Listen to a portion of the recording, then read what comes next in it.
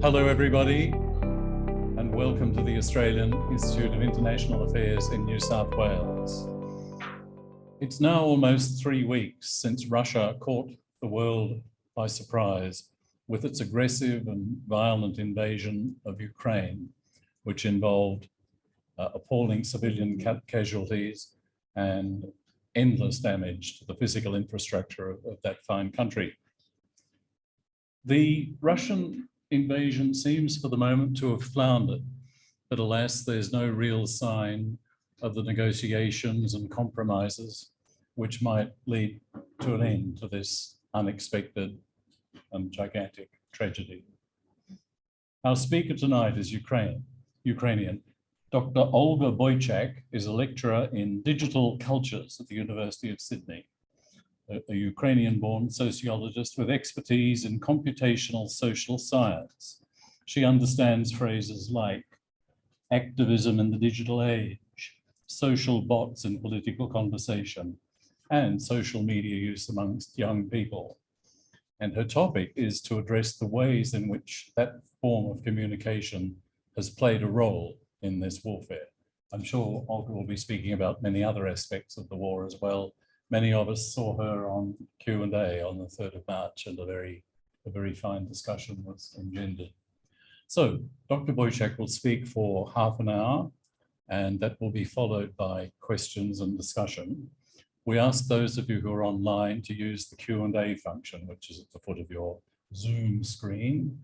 And we know that there'll be a lot of interest, so please don't be offended if we don't get to your question. Nothing deliberate, these things happen. But for now, it's over to Olga. Thank you so much for the introduction. It's a great honor and great pleasure to be here. I guess when we agreed with Tom about this presentation, the war started back then? I think it hadn't. It was just a mere possibility. So really speaking here tonight, understanding that it's been more than 3 weeks of the war is incredible. So yes, I am a sociologist of digital media, and I'm also affiliated with the Center for International Security Studies. My main interest is in the ways that people participate remotely in wars. And so as a Ukrainian, prior to starting my PhD, prior to becoming an academic, I was born and raised in Ukraine, and I also led a Center for Public Opinion Research there for almost 10 years. I ran political campaigns, and the last thing I did before starting my PhD was I was a youth delegate, a national youth delegate of Ukraine to the United Nations. And that was in 2014 when the war was just starting. And I was actually at that UN Security Council meeting where Russia vetoed the resolution on Crimea. So the events that are happening right now and that have been happening for the past 8 years are very close to my heart.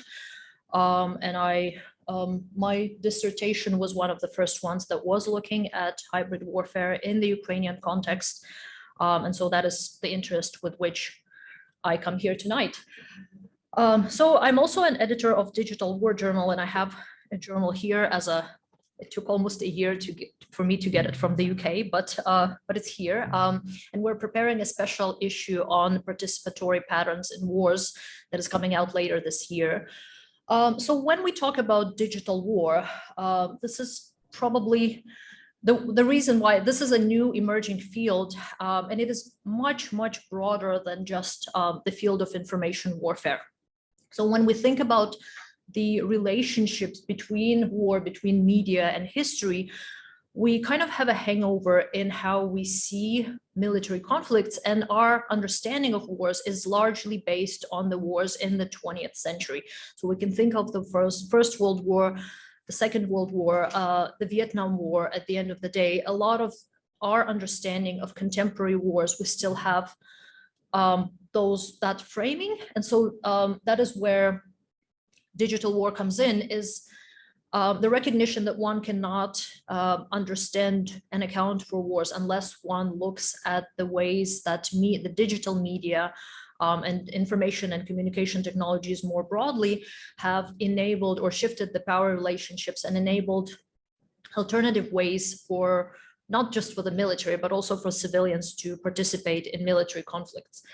And so these data and information ecologies that shape those conflict environments are really something that digital war deals with, and also with this intimate connection between our civilian, largely civilian life worlds with the places of military conflict.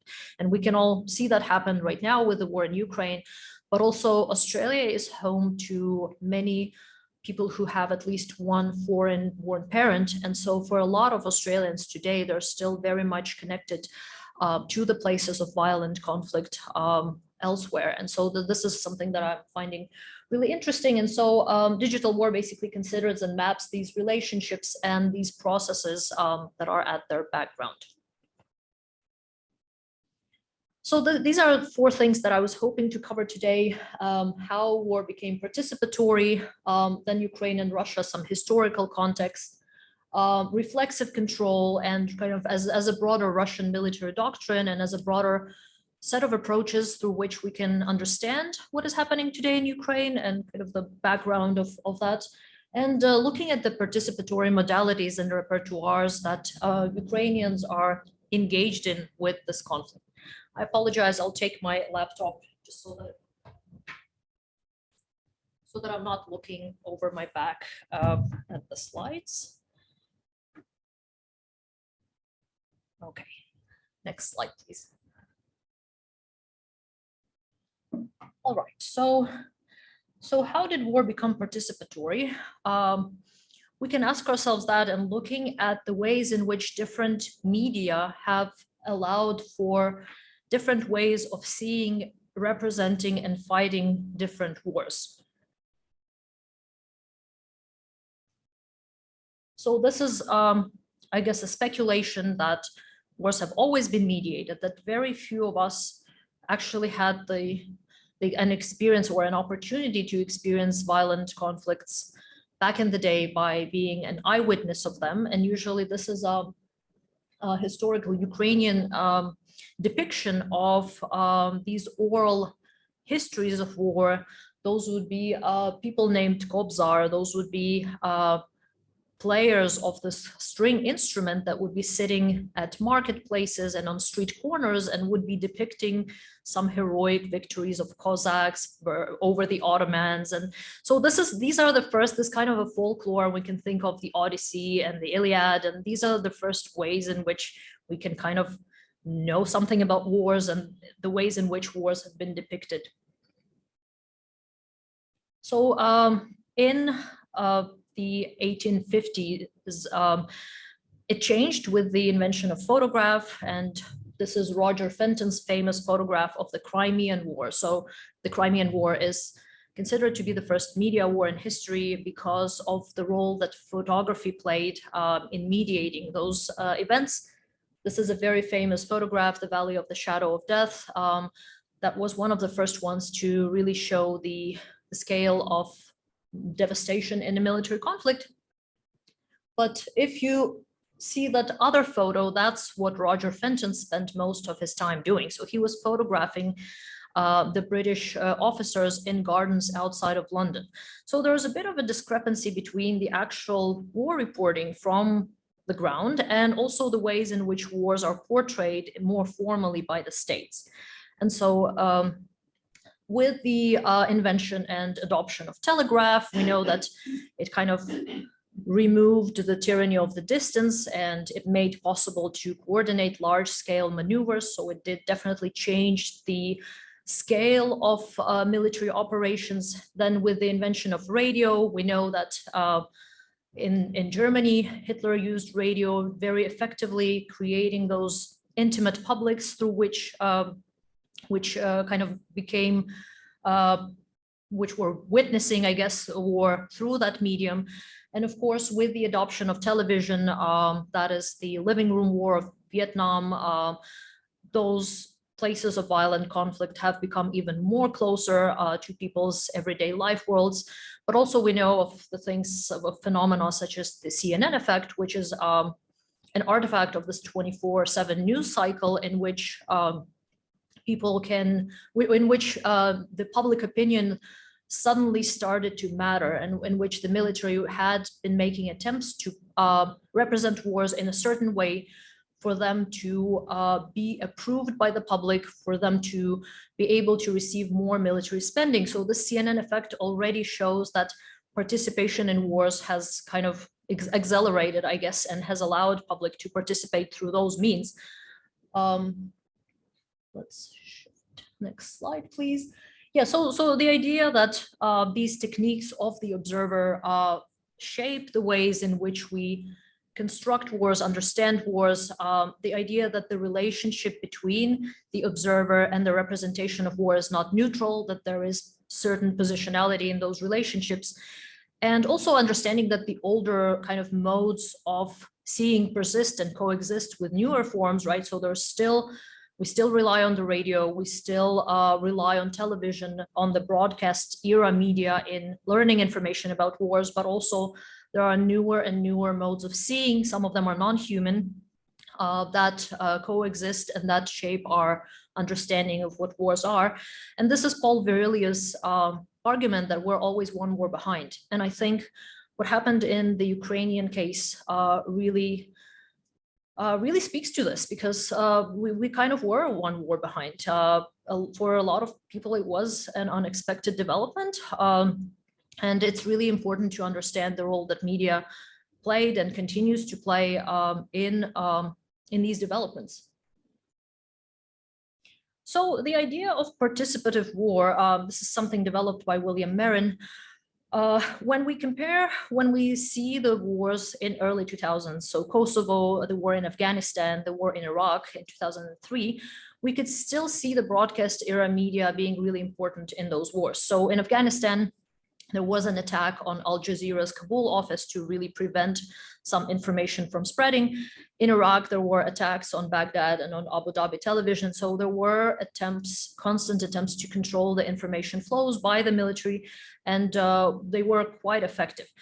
With the proliferation of Web 2.0, which is this participatory web where every user can also produce content, can also share content, which is underpinned by increased connectivity, which is underpinned by mobile and locative media, so especially with the invention of smartphones, and participatory online platforms such as social media and others, there has been an end of military information control. So the military were no longer able to control the information about those environments of the conflict. And since then, the idea of participative war is that it is really difficult to understand cause and effect relationships in these wars, because it's really hard to predict how information is going to travel. Some information goes viral, and et cetera, But also what's really interesting is that not all countries that win information war actually win the actual war. And we could see that with the events in Gaza in 2014. There was an advantage in the ways that Palestinians had depicted their wars. They definitely were very tech savvy and were able to successfully represent themselves and what happened, but it didn't do anything militarily for them. It didn't provide them with an advantage. And Israel was largely successful in that war. So this notion of the hyper-connected battlefield, the creation and sharing information from and about the battlefield, understanding that war is kind of enveloped in the digital media ecosystems, that every zone and every war zone is not only a local conflict, but also is a global battlefield, that there's possibilities to participate for people from different countries, that anyone can experience and take part in conflicts, whether in person or through a medium. Have led to kind of this shifting from full spectrum access to from full spectrum dominance to full spectrum access. And that is where we get social media. And these are kind of the main things that social media does in conflicts. It allows for representation of conflict by different subjects, to form the perceptions of conflict, to participate in conflict, but also to memorialize conflicts. And the idea behind finding the war in the present is that digital media is not this deterministic force, but at the same time, it provides a really useful point of entry into modes, expressions, experiences of warfare, and that military-industrial complex largely is now a data industrial complex. There is a global participative arena through which we can learn and participate in wars. There's hacktivism, there's computational propaganda, surveillance, there's drones, after all. But what really interests me, and this is where I come in with my research, is that participatory warfare is not limited to information realm. That there are very interesting processes on the ground that are happening at the backdrop of wars that are enabled by digital media. So some historical context on the Ukraine-Russia war. Here you see kind of the scale of Ukraine versus Russia, but in fact, we know that if we superimpose the map of Ukraine, it is about the size of New South Wales or about the size of Texas. So it's in fact, it's pretty significant in size. It's just that Russia looks disproportionately bigger. And this was a meme that said, this is to understand the scale of bravery, I guess, fighting against a country like that. These are some of the most significant historical events. So Ukraine has been fighting for its statehood for over 100 years. It so happened that in 1920s, it didn't get to become an independent state. Instead, it became part of the Soviet Union. So these are just some of the most recent events in Ukraine's 30-year history. We can see that in 1994, as we know, Ukraine surrendered its nuclear arsenal in exchange for security assurances from the United States, the UK, and France and Russia, which I guess right now, 30 years afterwards, or yeah, 30 years after, it doesn't seem like that good of an idea suddenly. And it actually, what's happening now does harm the global non-nuclear non-proliferation cause. Then in early 2000s, there was a very high-profile murder of a Ukrainian journalist that was trying to expose the level of corruption and the level of Russian interference in Ukraine's affairs. We know that Ukraine had been through 2 revolutions, and the last revolution of dignity that started in 2013 probably was something that had cost it, that had precipitated this aggression on part of Russia. And so in 2014, Russian invasion of Ukraine started with the annexation of Crimea, which on its own was incredibly interesting. And the reason for that was that it was the least military activity of all. So it was the most significant land grab in European history. But if you look at the photographs from those times, and if you look at the narratives from those times, you would never perceive it as war, right? There were smiling people in unmarked uniforms that were just quietly taking over buildings. So this is really interesting in how we can arbitrate the distinction between military and non-military activities when the annexation of Crimea happened without a single shot being fired. And then, of course, Russia had orchestrated the insurgencies in the eastern part of Ukraine. So that's how the so-called separatist republics of Donetsk and Luhansk had appeared. And so Ukraine had an anti-terrorist operation from 2014 to 2018. That is perhaps a bit unfortunately named back then. Right now, it makes sense because we see Russia as a terrorist state, and we see Russia completely fit the definition of terrorism. But back then, it was a bit of a strange countermeasure from what was happening. And of course, in 2022, there was a full-scale Russian invasion, which, as we all know, is ongoing.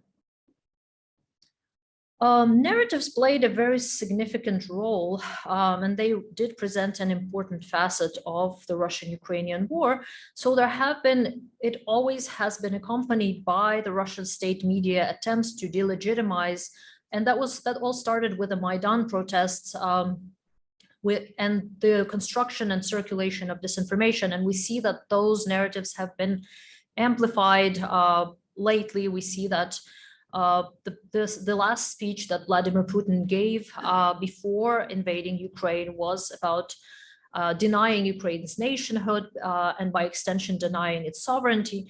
So these depictions of Ukrainian state as a failed state, as a state that's on the brink of the civil war, a state that's ruled by fascist junta. Well, right now we know that they're referring to Ukraine's government as Nazi, and or sometimes they would say that the government is illegitimate, portraying Ukraine as nationalist, as Russophobic, as anti-Semitic. We all see that happening at scale today, perpetuated by Russian media, which is, of course, there's no truth to it, but in any case, Russia is using that to justify its invasion of Ukraine.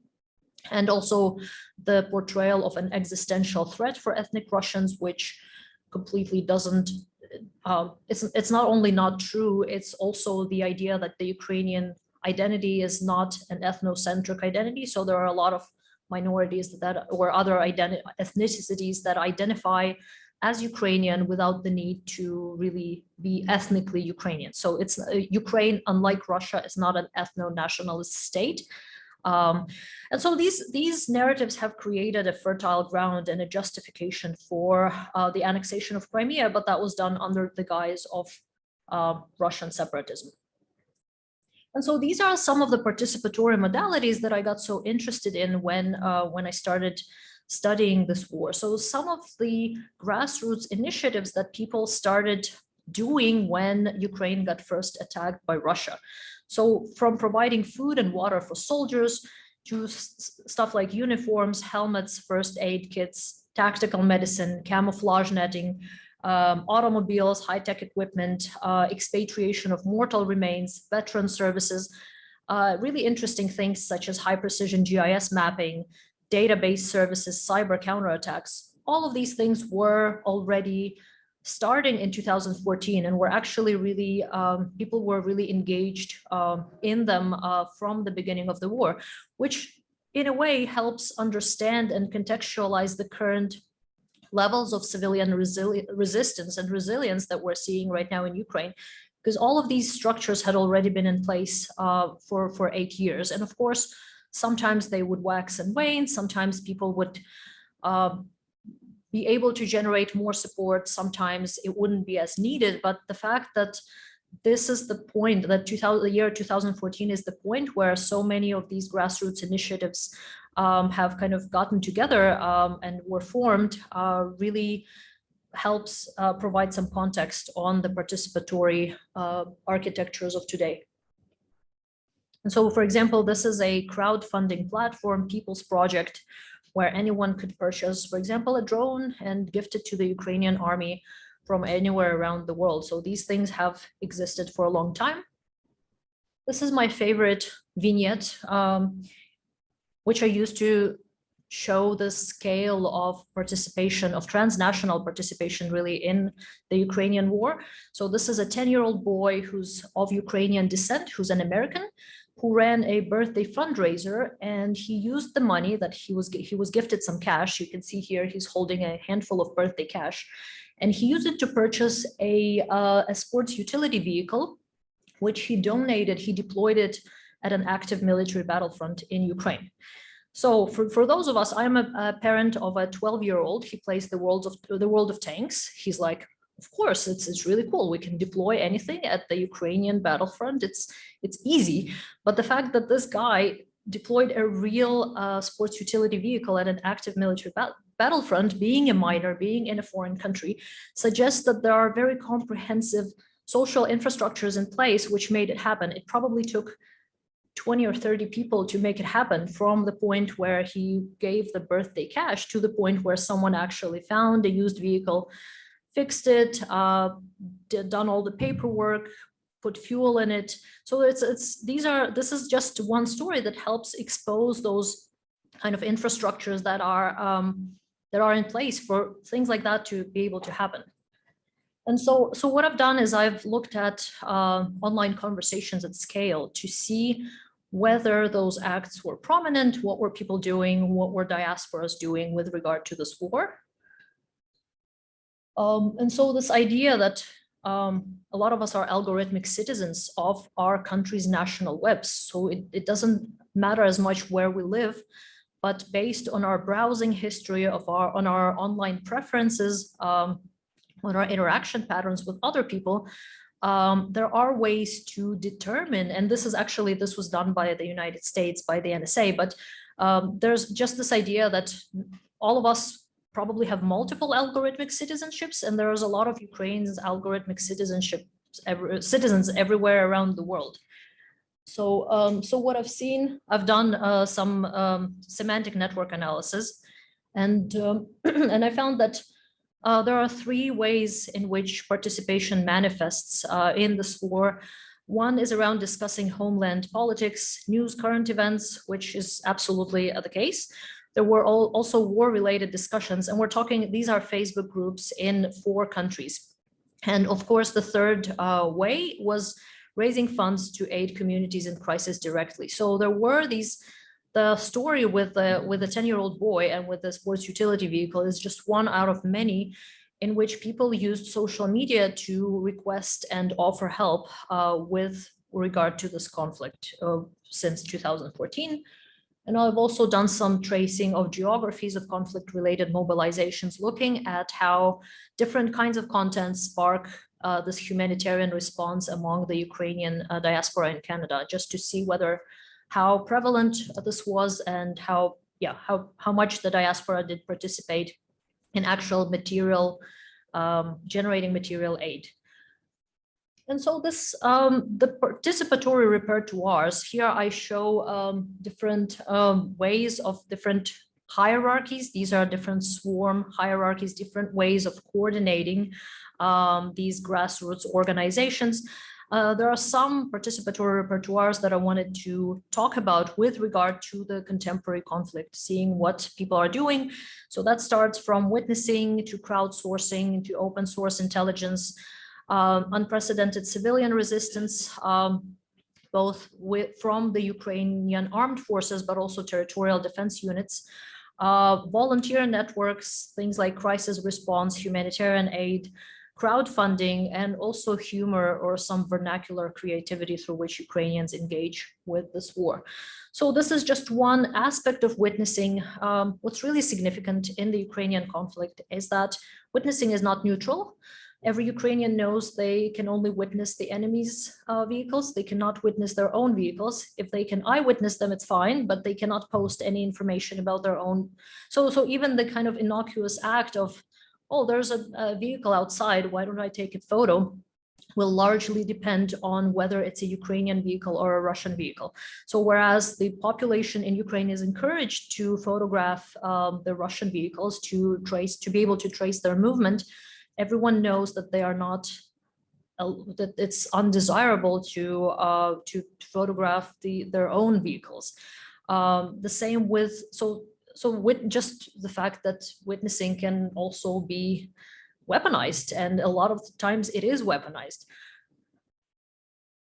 So crowdsourcing is another very important facet of participation. Here we can see a Russia-Ukraine monitor map that is developed by Bellingcat, where people can report different civilian casualties, where people can report the movement of troops, movement of vehicles, military losses, ammunition. So all of the things that are happening. So this act of witnessing, if it's systematized, it can also be used for the purpose of open source intelligence.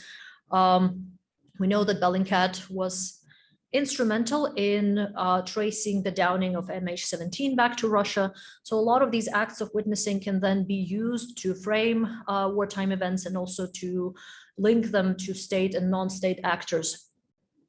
So this is actually a very interesting type of offensive crowdsourcing, right? So it's not always just defensive.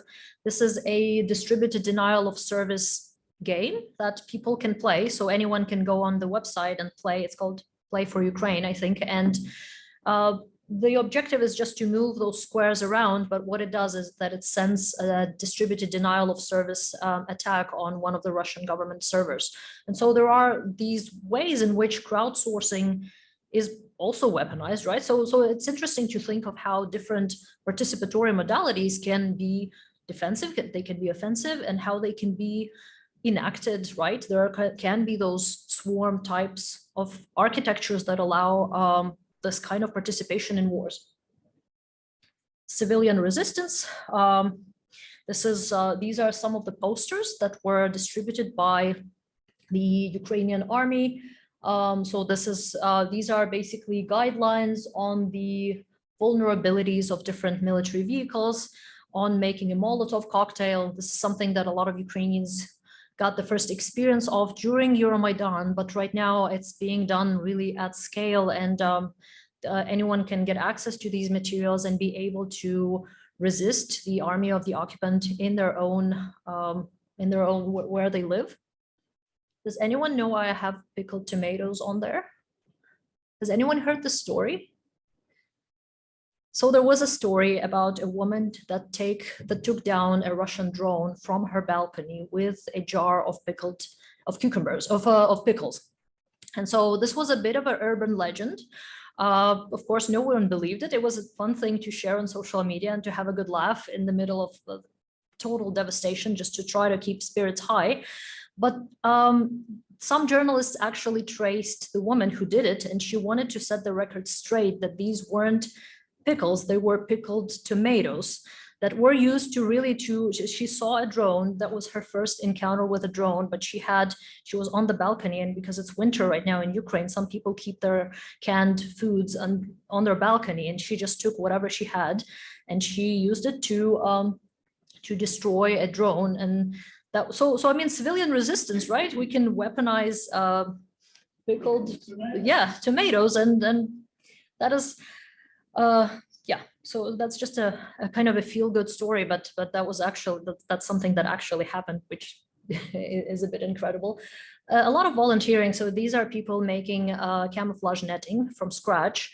And a lot of people are actually right now, they're spending their nights in basements, and they're spending their days making these things because the Ukrainian army really needs them. And there's a lot of women, children, the elderly, that is their way of resisting. It's very peaceful. It's almost like craftivism, and they're engaged in it. Crowdfunding has also been popular and prominent, and it's been prominent for a long time. And there were many organizations that were collecting crowd-funded donations. We can see even there's a Ukraine Crisis Appeal, which is actually an Australian organization that is where the Association of Ukrainians in Australia has been successfully running it for the past 8 years. So if you're interested in donating, they're probably a good organization to donate to, and they provide humanitarian aid. However, the Ukrainian government has also made attempts to centralize this crowdfunding. And so this is the news that the National Bank of Ukraine had opened a special account to raise funds for the army directly. So right now there is a bank account where anyone in the world can just send a wire transfer to the Ukrainian army to support them, which I think is unprecedented. And even a month ago, if somebody approached you and asked you, hey, would you like to support the Ukrainian army? I guess it would go against many people's values and normative stance to directly support an army. However, right now with the situation that we're seeing, it is one of the really important things to do, I guess, in helping Ukraine counteract this occupation. So it's also interesting how with the duration of this conflict, perhaps some of these distinctions between military and civilian, between military and humanitarian, are becoming increasingly blurred. Also, there is a lot of interesting evidence of crypto donations and people sending Bitcoin, certain organizations collecting Bitcoin. There's also one poster that says, every one of us is a warrior, and click here to help the army. So there's a lot of crowdfunding that has been already happening, but that has, of course, been increased in scale since the beginning of this invasion, the full-scale military invasion. And of course, the favorite thing with the variety of vernacular creativity and humor with regard to this Ukrainian conflict. So we saw, for example, the very infamous protest of the senior producer of Russian Channel 1, Marina Ovsyannikova. Here she's portrayed. So it's understanding the reflexive control doctrine and understanding how basically her actions have played into the broader attempts to exonerate or to whitewash the role that Russian media played in making the war in Ukraine possible is really, really interesting. And so there is a lot of creativity that kind of questions or disrupts some of those narratives. And so I guess this is a concluding remark on the hybrid participatory modalities. So we know since 2014, we have known that the war in Ukraine was hybrid. It was kind of taken for granted. A lot of military people really dislike it, and there is a good reason for it. There are also other names to call it. There's asymmetric warfare. But what's interesting to me is that this hybridity is just in many different dimensions at the same time. So we usually like to think of hybridity as something that happens both physically and digitally. And we know that, for example, the Australian Defence Force recognizes these three layers. There's the physical environment, the network environment, and the information environment. So the information environment kind of serves as an interface for our interaction with the physical environment. And that is very much true. But also what's really important to admit is that even though the war, and this was said by Peter Pomerantsev, who's a writer and a scholar, that I think in the early beginning of the conflict, he said, the war in Ukraine is hybrid, but the blood that flows is real. And the fact that a lot of these actions, even if they're digital, a lot of the times we have to kind of get ourselves back to the corporeality of the war and understanding that that a lot of our digital actions or inactions or participation, non-participation in these architectures actually has implications on the ground. And this is something that I was really interested in for the volunteering movement, just seeing how what people do online really matters in the geopolitical sense. Then the hybrid spectrum between military and civilian, right? It's so blurred and there's so many different configurations of military and civilians in this war that we're observing. The hybridity between public and private, the same. It's really right now looking at these participatory architectures, it's really hard to tell. And finally, the hybridity between witnesses and weapons. A lot of the times, it's really, it's kind of blurred. So that's just what I would like to end on. More questions, but also thinking about this hybridity. Thank you so much. We're going to switch off the slides and move on to questions, which will come both from the hall. This is the first time we've had quite such a large crowd in a long time. I'd like to start with questions right here.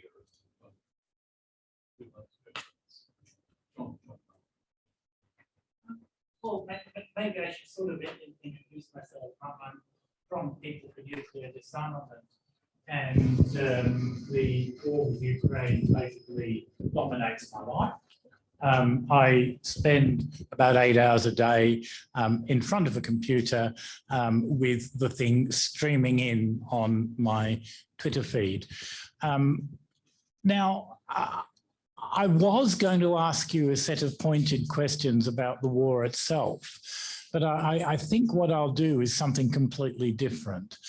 The medieval historian in me says that actually wars have always been participatory, but that what the electronics does is allow you to go to the war, whereas if you were a peasant in China in 200 BC, the war came to you.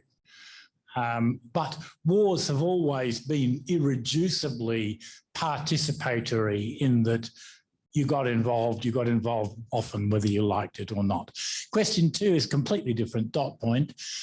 I wonder, have you given any thought to the incredibly complex and extraordinarily fragile technostructure that enables all of this to take place, and to the ease with which it can be knocked out? Basically, one nuclear explosion or maybe 5 in space will take us back to the 18th century in nanoseconds. Thank you. Those are great questions, great provocation.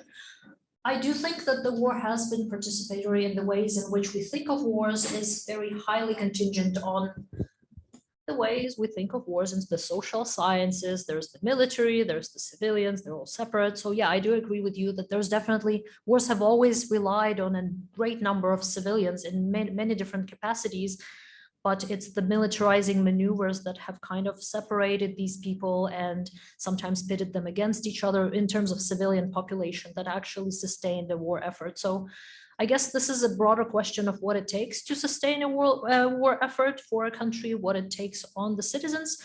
It's a broader question of militarization, as we see in the Ukrainian case.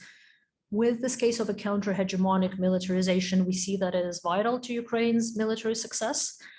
It probably has been in other wars as well. So I do agree with you that, yeah, that's really fascinating to think of the ways in which people used to participate in wars versus now.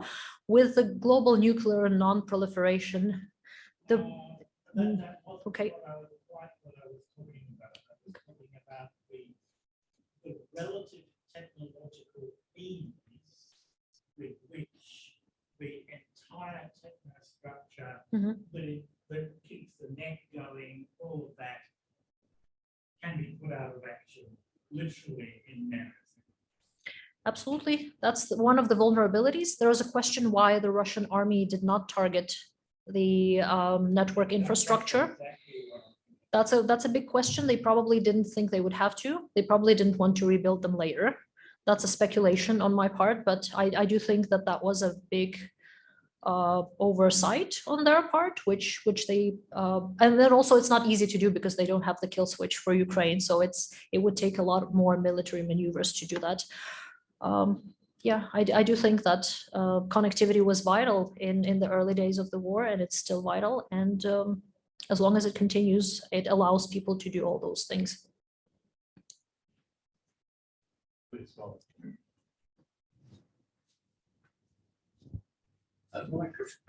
you. Thanks very much. Thanks very much for your very good talk. I enjoyed it a lot. But a couple of things occur to me.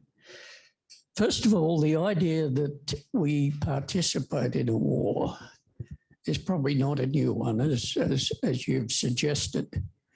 And the idea of the involvement of the general public in the war, in whatever way they can manage it, has always been noticed by governments. In the First World War, no doubt I don't have to tell you this, the casualty figures were appalling, but the general public in Britain and places like that had very little insight into this because the figures were released over a long period of time. And so the fact that the British had 50 casualties on the first day of the Battle of the Somme didn't have the impact then that it has when you read about it now. Now, given these connections, what's your view about the extent to which the participatory phenomenon affects people's attitude to war as such, as a phenomenon in international relations that a lot of people would want to be rid of?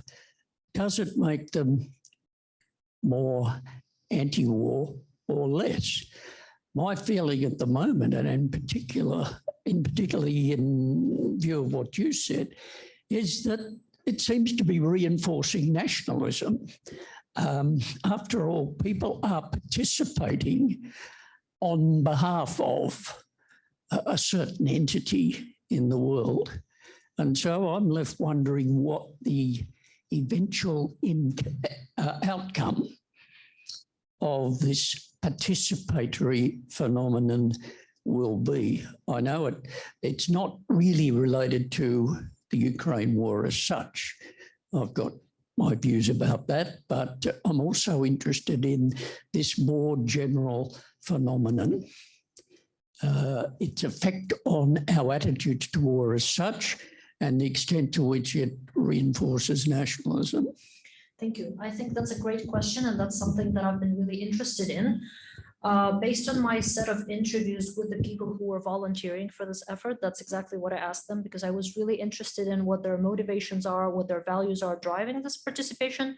Again, this is data from before the full-scale military invasion happened, but I think it helps us understand and provide some insights into the activities of those people.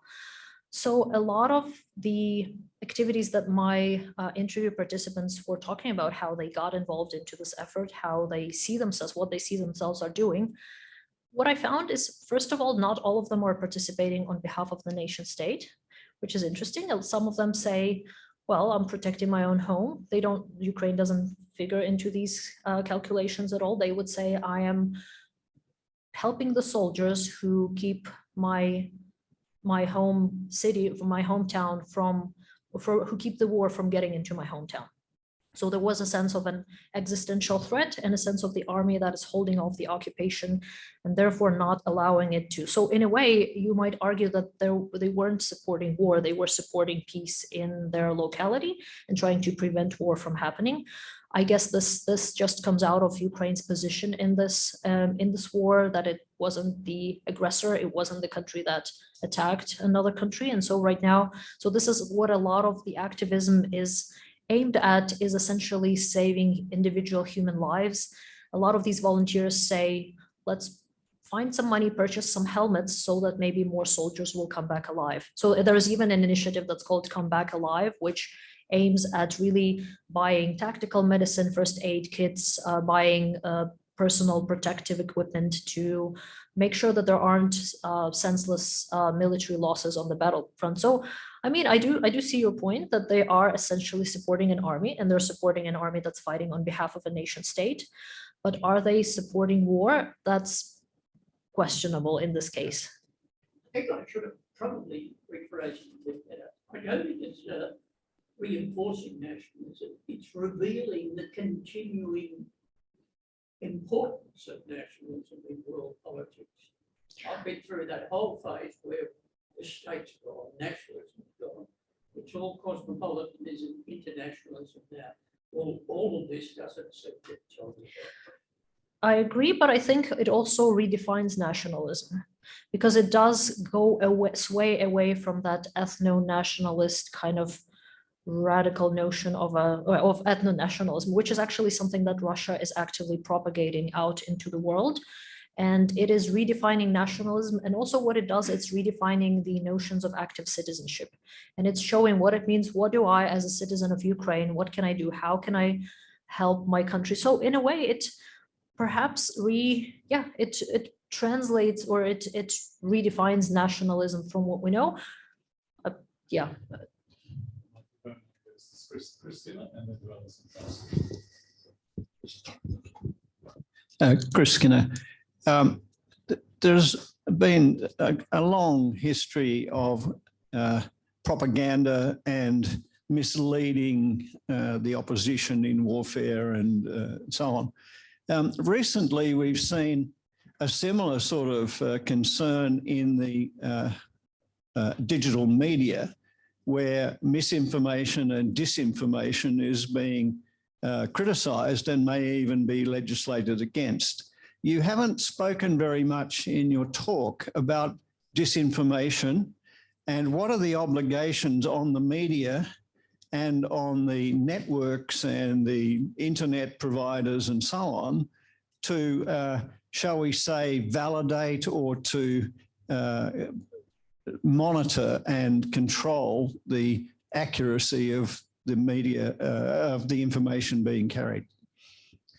Thank you for the question, Chris. I think it's definitely the war in Ukraine is a drastic example of what disinformation could do and what propaganda could achieve, and how it could essentially serve as a justification for an invasion. And I think the tendencies that we're seeing right now with many countries sanctioning Russian state media or Russian international media, such as Russia Today, such as Sputnik, which is something that Australia is yet to do. I guess there is a responsibility on some of the governments to limit that information through those channels, but also there is a lot of responsibility on social media. And we know that the Myanmar genocide was made possible, was orchestrated through social media. We know that a lot of these, not just the Ukrainian war, but also a lot of other wars were being enabled and assisted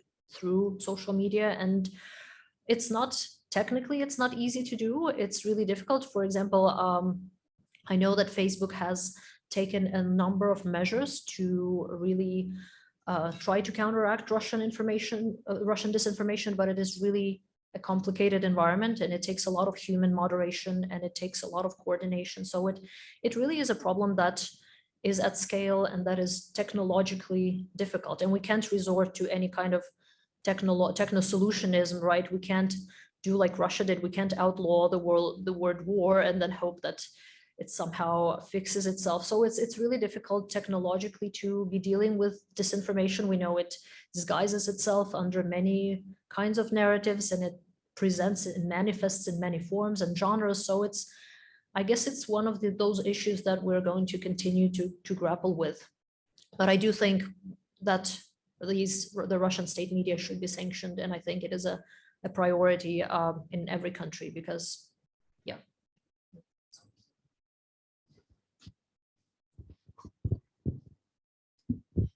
Thank you. I'm Alison Bronowski.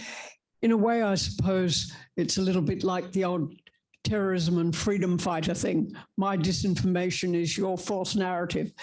And that is what we're seeing played out in Ukraine in spades. And it is so difficult, obviously not for you, but it's very difficult for a lot of other observers who are less well informed to sort out the facts from the lies. I'm having that trouble myself. Speaking of which, I noticed that you mentioned Bellingcat and its conflict intelligence team and its open source efforts. I don't know how much you've looked into Bellingcat and Elliot Higgins and his operations, which have been going on in Syria for a very long time. And he is part, I believe, of the disinformation industry, which is funded lavishly by the United States and the United Kingdom. What he's doing in Ukraine, I don't know, but I would look carefully. And don't forget, it was he who put those phony pics of the Russian missiles supposedly going in and coming back one less when they claimed that it was a Russian missile that shot down MH17. That's point one. Point two is this, and this is a question for you. The people from what little I have read, and you would know much more, the Russian speakers in Luhansk and Donetsk claim that they have been oppressed by the UHAK Nazi faction for at least 8 years, that they have been denied all kinds of rights and have been reduced, their pensions and so on have been cut off. They've been more or less ostracized. And their complaints, I suppose, were partly what led to pressure on Putin to do what he has done. Not that I applaud that, but I wonder if you could describe the condition of the Russian people in those provinces, the Russian speakers in those provinces. Of course. Well, so some of the views that you have expressed suggest, I'm really curious about where you're getting your information from, because you pretty much verbatim repeated the narratives that are being proliferated by the Russian propaganda, and I'm finding that very concerning. So I will not speak to, I don't know which images by Bellingcat you're referring to. I will not speak to that. It's just really going to be hard to find them now. But the fact that you're suggesting that Russian speakers are being oppressed in Ukraine's eastern territories, that's just a lie. That hasn't happened, and that is just something that has been used as an excuse, together with the attempts to portray Ukraine as a Nazi state. It's never been like that. Ukrainian identity, because of being not ethno-nationalist, it also incorporates many different ethnic groups, including Russians. There's a lot of Russian-speaking Ukrainians who nonetheless identify as Ukrainian. 46% of the Revolution of Dignity of Maidan were Russian speakers. So it doesn't, so just the fact that these people speak Russian does not suggest that they're in any way pro-Russian. It doesn't suggest that they are separatists. It is simply not true. And so I think this is more broader, the ways in which Ukraine has been portrayed to us. We sometimes look at, it's actually really interesting to look at the election maps. There's always been a suggestion that Ukraine is split around the middle, that there's Eastern Ukraine that is pro-Russian and then Western Ukraine that is pro-West, which has in fact never been the case. And so it's really, right now, I think is the time when a lot of social scientists are reckoning with the fact that actually portraying Ukraine as a divided state along those ethnic lines has done a disservice to the contemporary situation and has enabled the contemporary invasion to take place under the pretext of protecting these very people that are now being terrorized. They've been terrorized for 8 years and they're continuing. So what Russia is doing in the Eastern territories is counts as war crimes. And these are the war crimes against the people who it pretended to protect. So that's. So, sorry, you're saying Russia has terrorized them for 8 years? Yeah. One last question, we're bumping up against the deadline. But Thank you. you can't, this doesn't apply to those people online. The rest of us can stay here and have a discussion.